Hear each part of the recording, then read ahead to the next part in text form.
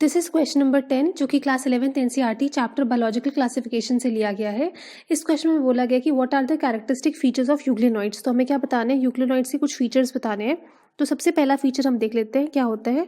These are euglenoids कैसे होते हैं, यूनिसेलुलर होते हैं। ठीक है, so these are unicellular protist. ठीक है, इसका मतलब क्या होता है कि यूनिसेलुलर यूकाराइट्स होते हैं।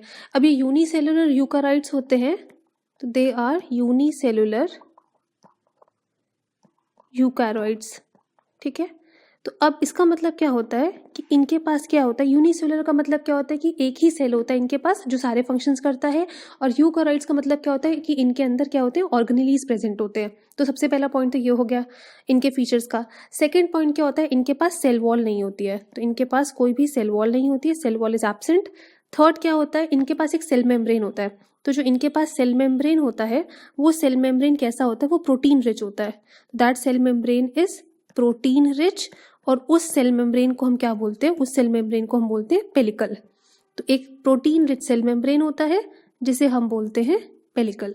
ठीक है, नेक्स्ट क्या होता है, इनके पास एक लाइट सेंसिटिव आई स्पॉट भी होता है। तो यूग्लिनॉइड्स का एक फीचर ये भी आ गया कि इनके पास एक लाइट सेंसिटिव आई स्पॉट होता है।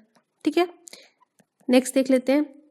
फिफ्थ पॉइंट क्या होता है, यूग्लिनॉइड्स के पास क्या होता है, क्लोरोप्लास्ट होता है। अगर क्लोरोप्लास्ट होता है तो यूग्लिनॉइड्स कैसे बिहेव करते हैं, यूग्लिनॉइड्स अपना फूड खुद से प्रिपेयर कर लेते हैं।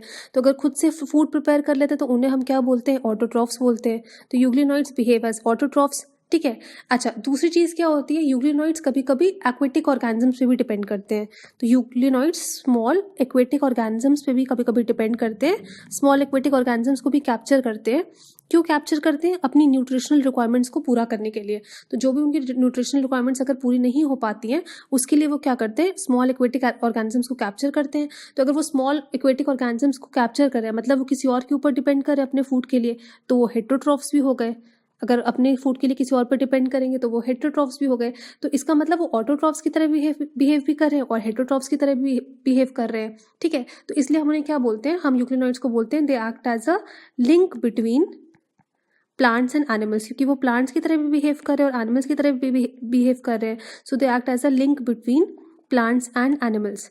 एक ये भी इनके पास स्पेशलिटी आ गई। और जो लास्ट स्पेशलिटी होती है, इनके पास क्या होते हैं, दो फ्लैजिलाज होते हैं। द नेक्स्ट पॉइंट इज कि इनके पास दो फ्लैजिलाज होते हैं। ये जो फ्लैजिला होते हैं इनके पास, ये इन्हें क्या हेल्प करते हैं, so they have two flagella. ठीक है, ये जो दो फ्लैजिलास होते हैं ये इन्हें क्या करते हैं, या तो फूड प्रे कैप्चर करने में हेल्प करते हैं जिससे उनको फूड मिल जाता है, या फिर इनको क्या करते हैं, इनको लोकोमोशन में या इनके मूवमेंट में ये फ्लैजिलास इनको हेल्प करते हैं।